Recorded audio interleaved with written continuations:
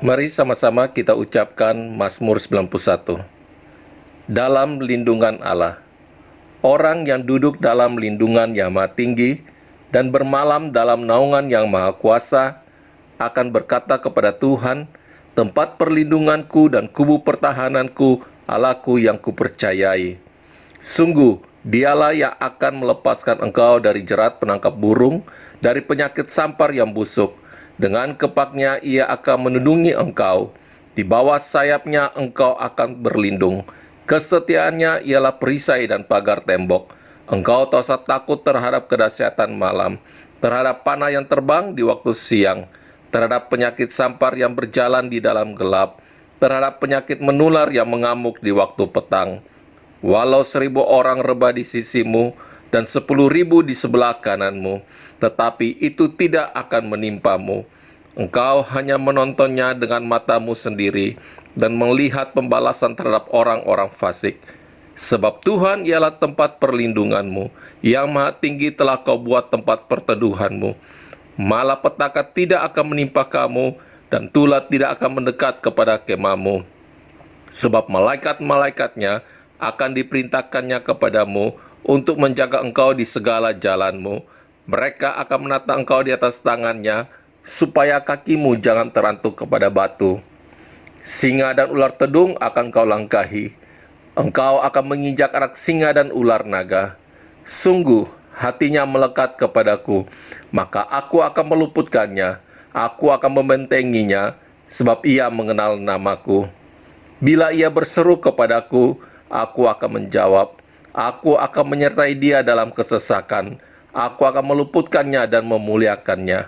Dengan panjang umur akan kukenyangkan dia, dan akan kuperlihatkan kepadamu keselamatan daripadaku. Amin.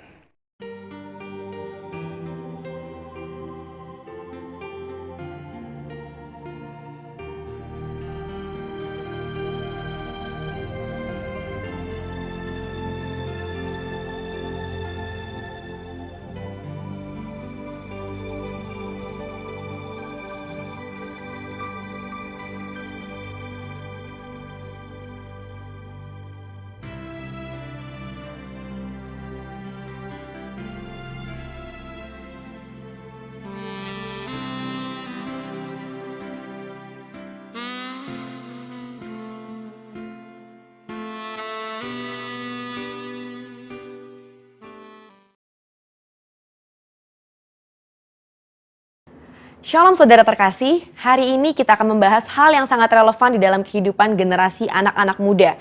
Dan tentunya juga memberikan kekuatan kepada setiap kita yang mendengar. Di tengah dunia yang serba cepat perubahannya, akibat yang ditimbulkan adalah ketidakpastian akan masa depan dan adanya perasaan fear of missing out atau FOMO. Inilah yang seringkali saya tanyakan pada diri saya sendiri sebagai anak muda.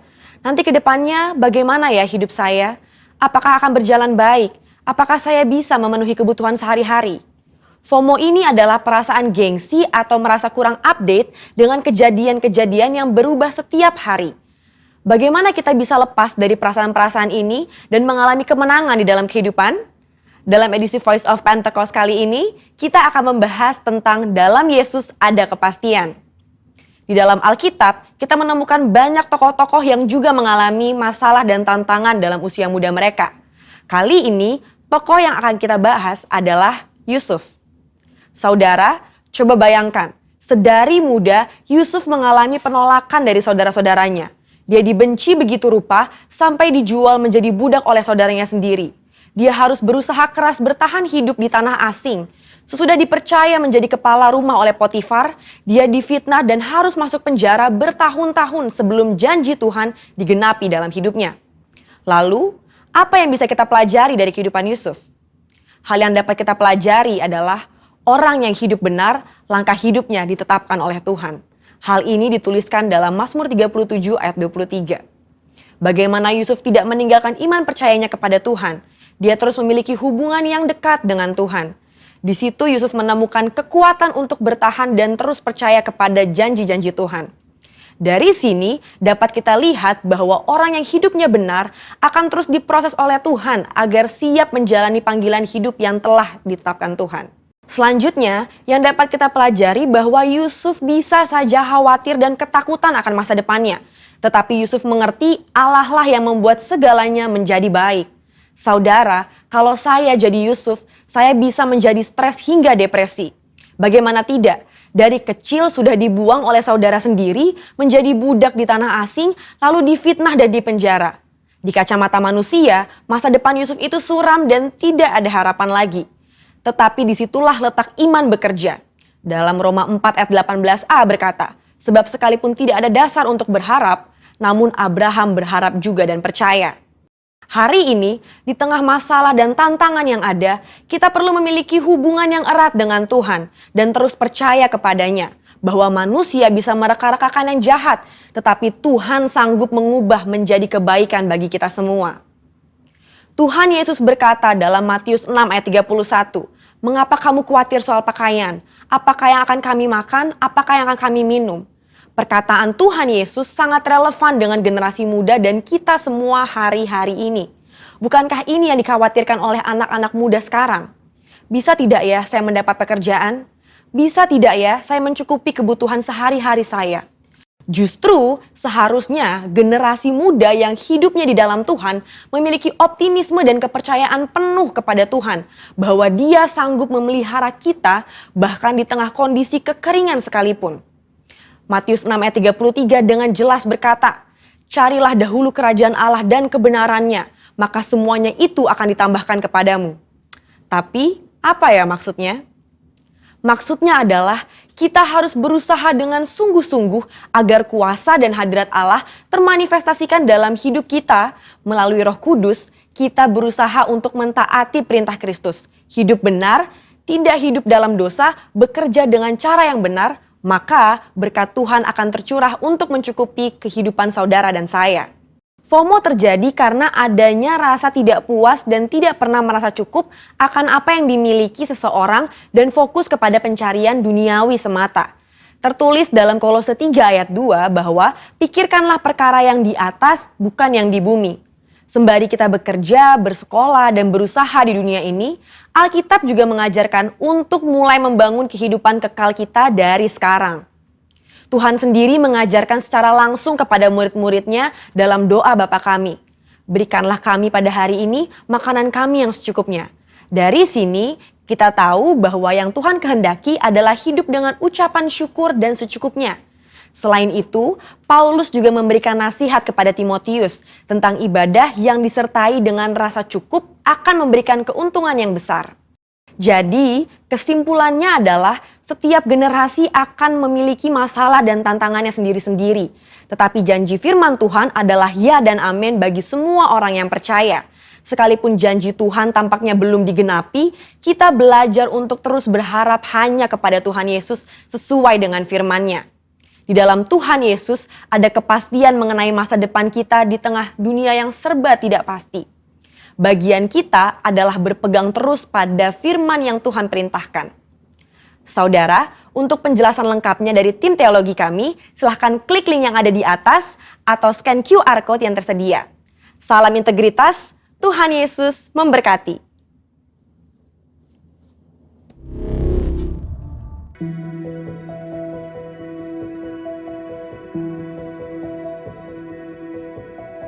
Jesus at the center of it all. Jesus at the center of it all. From beginning to the end, it will always be, it's always been you, Jesus. Jesus, nothing else matters. Nothing in this world will do.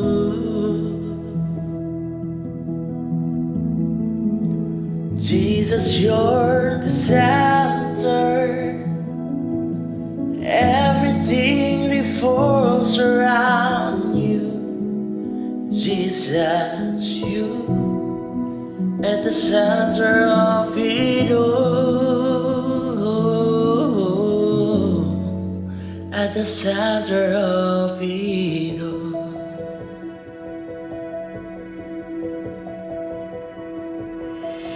Jesus be the center of my life.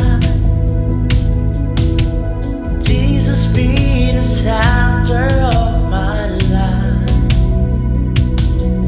From beginning to the end, it will always be, it's always been you, Jesus. Jesus, nothing else matters. Nothing in this world will do. Jesus, you're the center, and everything revolves around you. Jesus, you. From my heart to the heaven, Jesus be the center. It's all about you. Yes, it's all about you. From my heart to the heaven, Jesus be the center. It's all about you. Yes, it's all about you. Jesus be the center of my life. Jesus be the center of my life. From beginning to the end, it will always be, it's always been you, Jesus. Jesus, oh Jesus. Jesus, oh God, I worship you. Oh God, I worship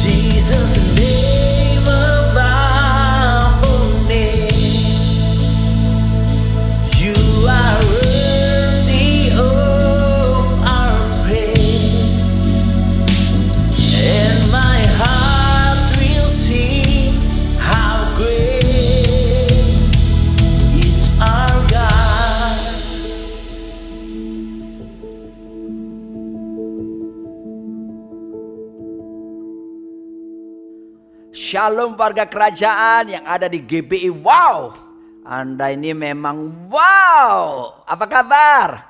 Saya berdoa, saya berharap Anda semua sehat segar, aman dalam lindungan Tuhan. Haleluya. Warga kerajaan, di bulan Agustus ini bangsa kita memperingati kemerdekaannya. Dan sebuah kemerdekaan tentu didapatkan dari hasil menang atas peperangan. Sebab itu kita akan melihat bahwa dalam kehidupan setiap kita ada yang disebut dengan peperangan rohani. Dan itulah peperangan yang terhebat. Pusatnya di mana? Tentunya ada di pikiran setiap kita. Kita akan melihat firman Tuhan dalam Efesus pasal yang ke-6 ayat yang ke-10 sampai ayat yang ke-12. Demikian firman Tuhan.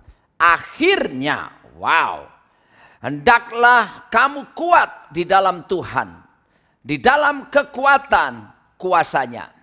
Jadilah kuat oleh kuat kuasanya. Kenakanlah seluruh perlengkapan senjata Allah, supaya kamu dapat bertahan melawan tipu muslihat iblis. Karena perjuangan kita bukan melawan darah dan daging, tetapi melawan pemerintah-pemerintah, melawan penguasa-penguasa, melawan penghulu-penghulu dunia yang gelap ini, dan melawan roh-roh jahat di udara. Jelas sekali Alkitab menggambarkan ada peperangan rohani. Kemenangan sejati, victorious life, tidak akan terjadi tanpa melewati kemenangan di dalam peperangan. Dan Alkitab menjanjikan sebetulnya kemenangan, bahkan lewat kebenaran firman Tuhan. Kemenangan sudah kau jamin, aku percaya. Warga kerajaan yang dikasih oleh Tuhan, ingat baik-baik sebelum saya lanjutkan lebih dalam. Musuh kita bukanlah manusia, bukan darah daging, bukan mertua, bukan menantu kita, bukan orang tua kita, bukan anak-anak kita, bukan teman kita, bukan pendeta kita, bukan jemaat kita. Musuh kita jelas, itu penguasa di udara, roh jahat di udara, pemerintah di udara, dan segala penghulu-penghulu di udara. Tetapi sebelum kita memasuki peperangan, tentu kita harus mengetahui lebih dulu kekuatan kita, kekuatan lawan, dan seterusnya. Kalau enggak kita bisa mati konyol. Maka itu peperangan terhebat. Sekali lagi saya ingatkan, bukanlah peperangan secara jasmani, tetapi melainkan secara rohani. Nah, kita harus mempertimbangkan sebelum masuk ke medan peperangan, supaya jangan mati konyol. Ada beberapa hal yang harus dipertimbangkan, yaitu yang pertama adalah seberapa besar kekuatan kita. Ini harus diketahui ya, karena pandemi corona ini dan seringkali banyak di rumah, saya akhirnya bisa nonton drakor. Dan salah satu yang saya sukai adalah dari kisah-kisah peperangan sejarah Korea Selatan, kerajaan Joseon dan sebagainya. Dan saya perhatikan di film-film tersebut, bahwasanya kalau mau perang, mereka hitung dulu kekuatan tentara mereka berapa, kekuatan lawan berapa, dan baru mereka mempertimbangkan bagaimana menghadapi atau menyerah dan memberikan upeti kepada raja yang menaklukkan mereka. Saudaraku yang dikasihi Tuhan, ada 4 hal yang harus kita ketahui dalam memasuki medan peperangan. Yang pertama adalah seberapa besar kekuatan kita. Tapi yang kedua, memahami medan peperangan. Dan juga tentunya seberapa besar kekuatan musuh harus kita ketahui. Tapi kemudian yang keempat ini yang penting sekali. Strategi untuk menghadapi musuh itu juga harus kita buat dan kita pelajari baik-baik. Saya akan mulai satu persatu. Kita akan mulai dengan seberapa besar kekuatan kita. Nah, tentunya kita akan berkaca dari apa dikatakan firman Tuhan. Bukan apa yang menurut kemampuan kita sendiri, tetapi apa kata firman Tuhan. Bukan apa kata dunia, tapi apa kata firman Tuhan tentang kita. Karena demikian apa kata firman, itulah sebetulnya menunjukkan pendapat Tuhan tentang siapa kita. Dalam 1 Yohanes 4 ayat 4 berkata, kamu berasal dari Allah, haleluya, anak-anakku, dan kamu telah mengalahkan nabi-nabi palsu itu. Perhatikan ayat ini. Sebab roh yang ada di dalam kamu lebih besar daripada roh yang ada di dunia ini. Wow, luar biasa. Alkitab berkata roh yang di dalam kita lebih besar dari semua roh yang ada di dunia ini. Saya nggak peduli kekuatan musuh, roh apa, roh Dracula kah, roh sundel bolong kah, roh dedemit lah, roh apapun. Alkitab bilang kepada setiap kita bahwa roh yang di dalam kita lebih besar dari semua roh yang ada di dunia ini. Artinya apa? Orang Ambon bilang, sing ada lawan. Haleluya. Lalu kitab juga berkata dalam 1 Yohanes 5 ayat keempat, di sana dikatakan, sebab semua yang lahir dari Allah, yaitu kita yang telah dilahirkan baru, ya, mengalahkan dunia ini. Mantap. Dan inilah kemenangan yang mengalahkan dunia. Iman kita. Wow, bukankah ini pernyataannya luar biasa dari kebenaran firman Tuhan. Kita semua sudah dilahirkan oleh Roh Kudus. Kita mengalami pembaharuan, lahir baru. Hidupku bukannya aku lagi, tapi Yesus dalamku. Begitu Kristus memerintah, Roh Kudus ada di dalam diri kita. Wow, kita bukan lahir dari dunia ini, tapi dari Allah. Dikatakan kita mengalahkan dunia. Dan kemenangan yang mengalahkan dunia adalah iman kita. Oh haleluya. Betapa Alkitab mengokohkan kekuatan kita sejauh mana. Ternyata bukan kekuatan yang kecil, tapi kekuatan yang dahsyat. Dalam Roma pasal 8 ayat 31 pun dijelaskan. Sebab itu, apakah yang akan kita katakan tentang semuanya itu? Jika Allah di pihak kita, siapakah yang akan melawan kita? Ya kan? If God be for us, who can be against us? Kalau Tuhan di pihak kita, siapa lawan kita?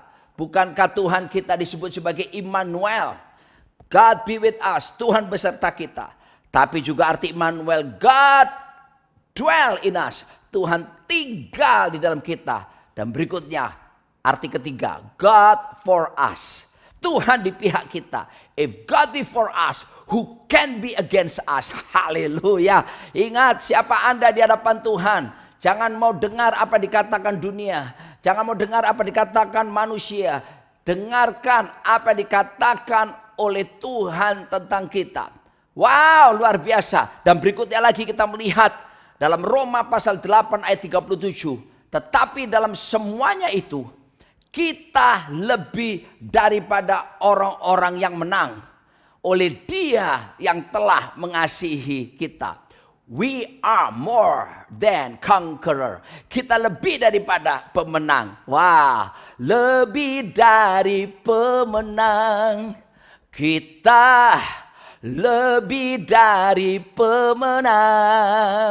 Itu dikatakan Alkitab. Belajar mempercayai apa dikatakan firman Tuhan. Karena firman Tuhan ini apa? Firman Tuhan itu bukan buku agama. Alkitab bukan buku agama. Alkitab adalah the constitution of the kingdom of God. Itu adalah undang-undang daripada kerajaan Allah. Wow. Dan Tuhan sudah mengundangkannya.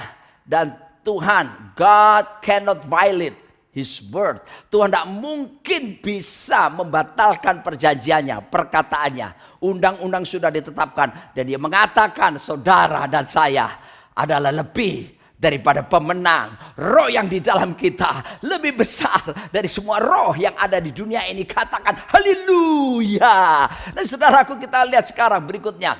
Tentu sebelum kita berperang kita harus tahu. Yang kedua, medan peperangannya bagaimana yang harus kita hadapi. Nah, perhatikan, medan peperangan, saya berkata sekali lagi, ini medan peperangan secara rohani, ya. Dan Alkitab menjelaskan dalam 1 Petrus pasal 5 ayat yang ke-8, sadarlah dan berjaga-jagalah lawanmu si iblis. Perhatikannya, lawan kita iblis dan roh jahat dan antek-anteknya. Sekali lagi, bukan manusia, bukan mertua, bukan teman, bukan menantu, bukan istri, bukan suami, bukan anak-anak. Bukan pendeta kita, Tapi lawan kita adalah iblis dan segala antek-anteknya. Dia berjalan keliling sama seperti singa yang mengaum-ngaum dan mencari orang yang dapat ditelannya. Nah, saudaraku dikasih Tuhan. Oleh sebab itu saya ingatkan kepada setiap kita, jangan coba membuka celah dalam diri kita. Sebab sesungguhnya darah Yesus telah membungkus setiap kita dan tidak mungkin ada kuasa yang jahat bisa masuk kecuali kita setuju dengan segala bentuk intimidasi. Kita setuju dengan tipu daya daripada iblis untuk membodohi setiap kita. Kita membuka pintu lewat pikiran kita, lewat hidup kita, dan tentunya dia tentu akan menguasai setiap kita. Tapi bukan itu kehendak Tuhan. Kita harus berjaga-jaga. Sadarlah. Wow, seperti sesuatu orang yang lagi lemah, sudah mulai ngantuk, ya, lalu dikatakan, "Hei, sadar." Ada kesigapan. Dan kata berjaga-jaga mengandung pengertian seperti dalam dimensi penjagaan super maksimum security. Saya ingat waktu saya mengunjungi Bapak Pendeta Saifuddin Ibrahim pada waktu itu masih dalam penjara di lapas di Tangerang. Ketika saya kunjungi, ketika saya mau masuk ke area daripada lapas tersebut, saya di stop oleh petugas. Kenapa? Karena ada narapidana yang keluar dari penjara menuju bis yang sudah disediakan. Dan saya bertanya, "Pak, mereka mau dibawa kemana?" "Ke tempat pengadilan." Saudara aku dikasih Tuhan, anehnya tidak ada penjagaan siapapun. Tidak ada polisi yang jaga. Kalau seandainya narapidana yang keluar tadi itu lari, pasti saudaraku mereka bisa lari. Saya berpikir kenapa tidak dijaga? Saya temukan jawabannya. Pastilah mereka maling ayam atau cuma judi, gaple atau apa ya yang hukumannya paling ringan-ringan. Tapi beda ketika saya melayani pergi ke penjara lapas Nusa Kambangan. Oh, saudaraku, sekali lagi ya, saya melayani loh di sana, bukan masuk penjara. Nah, saudaraku, pemeriksaannya begitu ketat sekali ketika saya ada di sana. Dan setelah saya melewati masuk ke dalam area daripada penjara yang disebut dengan Nusa Kambangan tersebut, saya melihat juga ada blok sel tertentu yang dijaga lebih ketat lagi, pagarnya lebih tinggi lagi. Saya tanya, ini tempat apa, Pak? Ini khusus untuk tahanan teroris. Pada waktu itu seperti kita tahu Imam Samudra, Amrosi dan sebagainya. Saudaraku, tentu ada yang disebut super maksimum security. Nah, Alkitab mengingatkan kepada setiap kita, hai warga kerajaan, sadarlah dan berjaga-jaga. Artinya harus ada penjagaan super maksimum, super ngerti. Medan peperangan rohani real, nyata dalam hidup setiap kita, saudaraku. Oleh sebab itu, tiada waktu untuk santai, ya kan? Ingat lagu lama, mari maju, maju, maju ke medan peperangan. Tiada waktu untuk santai. Oh, mari maju, maju, maju ke tanah perjanjian. Rebut dan taklukkan. Amin. Demikian firman Tuhan menjamin kemenangan di pihak kita. Nah, iblis berjalan sama seperti singa yang ngaum-ngaum. Wow, dia menebarkan apa? Ketakutan, kecemasan, kegelisahan, kegundah-gulahanan. Waduh, saudaraku dikasih Tuhan, dia ingin menelan setiap kita. Makanya hati-hati dengan intimidasi. Intimidasi itu roh adanya. Dan itu harus dilawan, saudaraku dikasih Tuhan. Mari kita lihat lagi setelah itu apa? Seberapa besar kekuatan lawan pun harus kita perhatikan. Ya, supaya kita jangan mati konyol di dalam medan peperangan yang ada.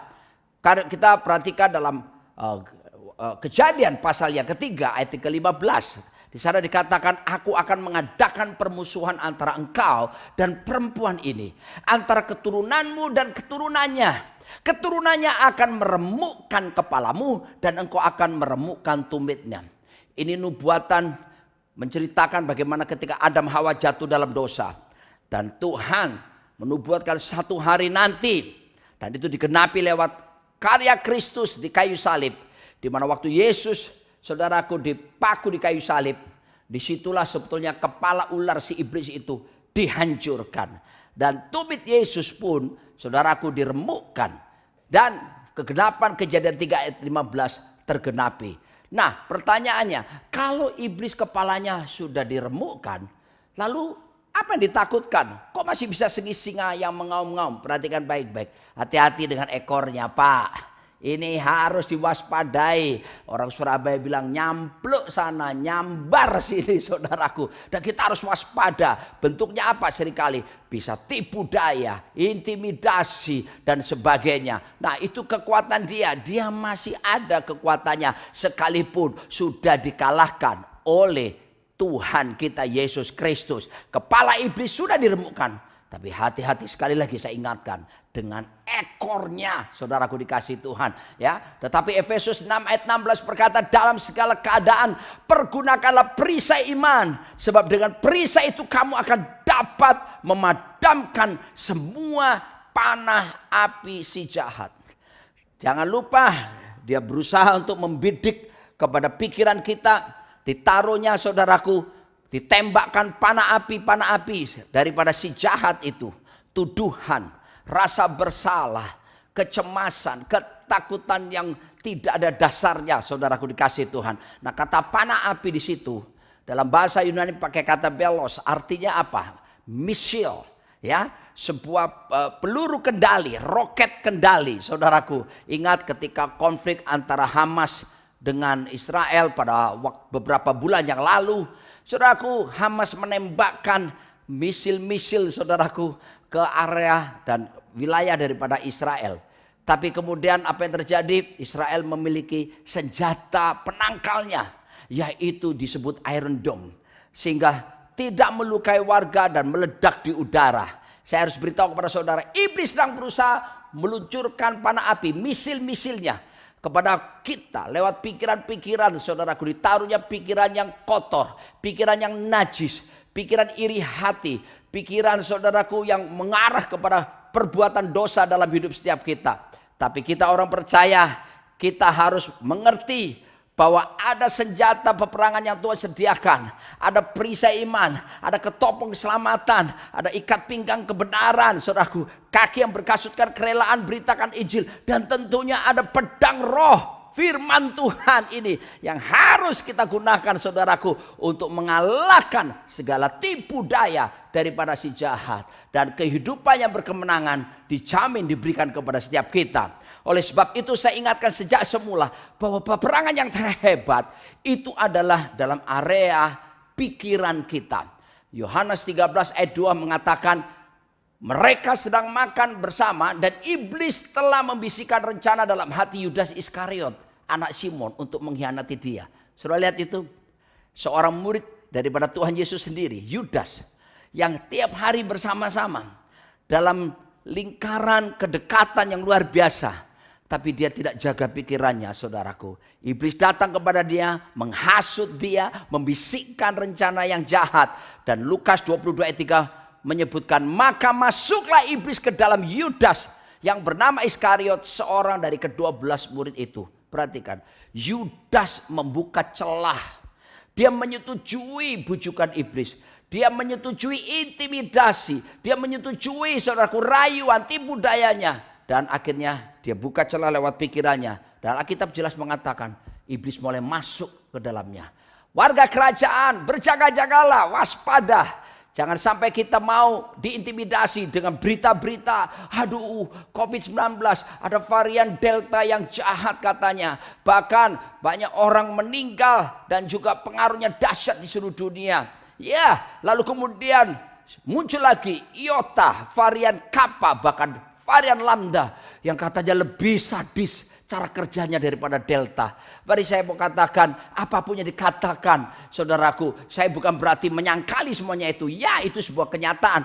Tetapi bukankah dalam Wahyu 1 Yesus berkata, aku adalah Alfa dan Omega. I am the Alpha and Omega. Dia Yesus adalah yang awal dan yang akhir. Artinya dia bisa kendalikan semuanya. God still in control. Tuhan tetap dalam kendalinya saudaraku. Ya, Anything bad can happen, but our God still sit on the throne. Sesuatu yang buruk bisa terjadi, tapi Tuhan tetap duduk di takhta. Tuhan tetap pegang kendali. Tuhan tidak pernah kecolongan dengan semua yang terjadi, termasuk pandemi corona ini. Sebab itu kuatkan, teguhkan hati saudara. Kemenangan tetap diberikan kepada kita. Dan bagian kita tentunya adalah jaga protokol kesehatan. Bagian kita adalah tentunya ikuti program pemerintah, vaksin, saudaraku dikasih Tuhan. Dan seterusnya, dan seterusnya. Oleh sebab itu, perhatikan baik-baik. Itu peperangan rohani, real, nyata, dimulai dari pikiran kita. Yang keempat, kita akan lihat sekarang strateginya. Nah, ini penting sekali untuk kita mengerti dan kita praktekkan. Supaya kita berperang, tidak memboroskan energi, tapi kita berperang dengan strategi. Dan jaminan kemenangan ada di pihak kita. Dalam Yakobus 4 ayat 7 dikatakan, karena itu tunduklah kepada Allah dan lawanlah iblis. Maka ia akan lari daripadamu. Wow, mau melihat iblis lari? Bukan cuma lari ya. Saya boleh tambahkan, larinya terkencing-kencing di luar. Kenapa saudaraku? Ingat baik-baik. Strategi yang pertama, kita harus tunduk kepada Tuhan. Belajar tunduk pada otoritas. Karena kita tunduk pada otoritas, disitulah kuasa dinyatakan. Otoritas akan diberikan. Semakin belajar menundukkan diri, semakin otoritas dari Allah akan menguasai hidup setiap kita. Dan otoritas yang di sorga adalah Tuhan. Tetapi Tuhan juga berikan otoritas yang ada di atas kita, di sekitar kita. Misalnya, kita belajar hormat, respek kepada gembala yang Tuhan tempatkan di atas kita. Kita hormat istri kepada suami kita, anak-anak kepada orang tua. Seperti itu, kita memberikan respek dengan baik kepada pemerintahan yang Tuhan percayakan saudaraku di tengah kita. Belajar tunduk yang utama tentunya kepada Tuhan. Karena kalau kita tunduk kepada Tuhan, baru langkah berikutnya baru kita bisa ambil. Kita lawan daripada iblis. Ingat, tidak ada istilah gencatan senjata. Ya, saudara harus lawan segala kekuatan musuh. Maka dia akan lari daripada setiap kita. Jangan berpangku tangan. Lawan nama Yesus, menara yang kuat. Kita lawan dia dengan kuat kuasa nama Yesus. Dan perkataan kesaksian kita, iblis sudah dikalahkan. Saudaraku, pengertian tunduk ini yaitu bicara tentang apa? Menyelaraskan pikiran kita. Supaya pikiran kita ini tunduk pada pikiran Kristus. Menyelaraskan pula perasaan kita. Supaya sesuai dengan perasaan Kristus. Menyelaraskan kehendak kita. Supaya kehendak kita pun tunduk kepada kehendak Tuhan kita Yesus Kristus. Jangan berfokus pada besarnya Goliat. Tapi lihat ada peluang seperti Daud melihat. Beberapa orang Israel, tentara Israel dalam 1 Samuel 17 ayat 11 berkata, ketika Saul dan segenap orang Israel mendengar perkataan orang Filistin itu, maka cemaslah hati mereka dan sangat ketakutan. Saya bayangkan Goliat datang dan berkata, suaranya menggemparkan, mereka pada ketakutan saudaraku. Kenapa? Mendengar, hati-hati dengan indera saudara. Mendengar kabar-kabar, saudaraku, kita seringkali dipenuhi informasi tentang COVID-19 lebih banyak akhirnya daripada firman Tuhan. Sehingga banyak warga kerajaan jadi cemas. Hati-hati, dalam 1 Samuel 17 ayat 24 pun menjelaskannya. Ketika semua orang Israel melihat orang itu, larilah mereka daripadanya dengan sangat ketakutan. Oh saudaraku, mereka melihat sekarang, kalau tadi mendengar, sekarang mereka melihat Goliat. Hampir 3 meter tingginya. Pakaiannya saudaraku, baju sirahnya itu bersisik-sisik terbuat dari tembaga. Bunyinya menakutkan. Dan ketika dilihat saudaraku, itu beratnya saudaraku 57 kg. Dan tombaknya saudaraku, kepalanya aja 7 kilo. Orang-orang Israel semua ketakutan saudaraku. Tapi saudaraku, Daud seorang gembala sederhana. Arek deso saudaraku ya, uang deso, tapi hatinya tulus kepada Tuhan. Yang dia lihat saudaraku, fokusnya bukan pada lawan musuhnya. Fokusnya pertama di atas Goliat, dia lihat ada Tuhan yang jauh lebih tinggi, yang berkata langit takhtaku, bumi tumpuan kakiku, yang berkata siapa yang mengukur langit hanya dengan jengkal tangannya, siapa yang menakar air laut dengan lekuk tangannya. Bayangkan seluruh jumlah air laut seluruh dunia cuma segede tangan Tuhan begini, saudaraku. Bayangkan langit yang tinggi cuma diukur sejengkal tangan Tuhan. Kalau Tuhan pakai cincin sudah berlian, segede apa batunya, saudaraku. Kalau dia pakai jam tangan, segede apa jam tangannya. Dia begitu agung. Daud melihat Tuhan, barisan tentara Israel itu. Dan apa yang terjadi, saudaraku? Yang berikutnya, dia lihat peluang mana yang dia bisa kerjakan. Dia lihat ada celah di jidat, di dahi daripada Goliat. Dan dia berfokus di sana. Dia lari mendekati, dia lemparkan umpan yang ada batunya itu. Dan bam, saudaraku. Bam. Singkat cerita kita tahu, Goliat mati. Kemenangan ada di pihak Daud. Kemenangan ada di pihak orang-orang Israel. Saudaraku, mari berfokus kepada Tuhan hari-hari ini.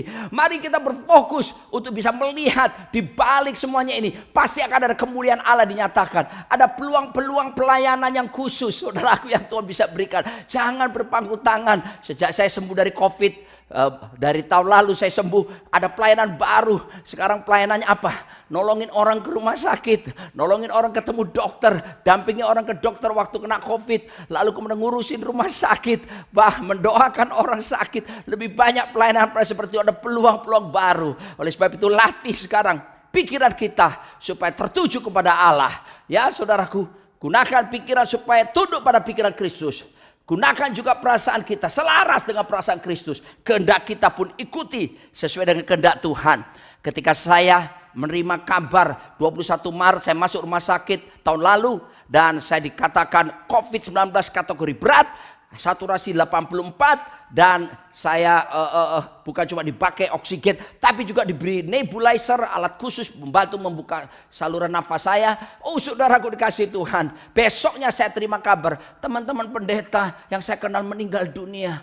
Oh saya tahu mereka waktunya sudah selesai, dan saat ini mereka sudah dengan Bapa di surga. Dan bukan berarti saya lebih baik dari mereka, tapi tiba-tiba ketika saya dengar begitu, ada intimidasi di pikiran saya yang melemahkan saya, berkata mati kamu, tidak ada harapan kamu. Tapi saya tidak mau menyerah, saudaraku. Apa yang saya katakan? Saya berkatakan firman Tuhan. Saya ucapkan dalam Filipi 4 ayat 13. Segala perkara dapat kutanggung dalam Dia yang memberi kekuatan kepadaku. Saya perkatakan 1 Korintus 10 ayat yang ke-13. Pencobaan-pencobaan ini pencobaan biasa yang tidak melebihi kekuatanku. Tuhan sudah memberikan jalan keluar bagiku.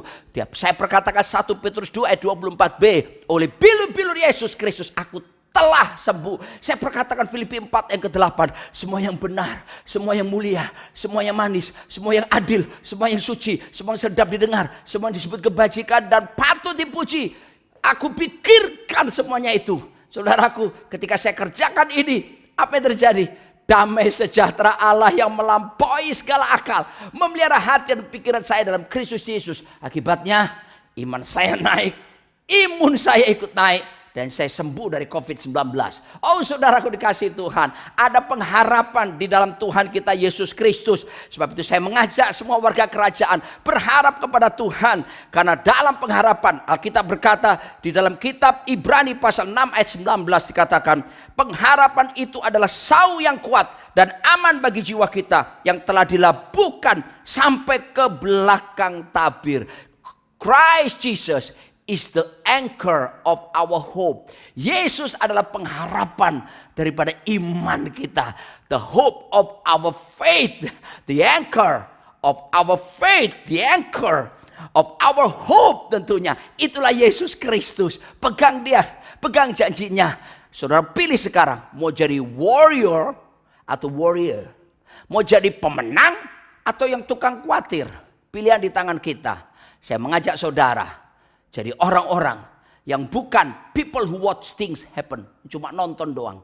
Yang bukan people who let things happen. Let it be, qui sera. Yang cuma membiarkan sesuatu.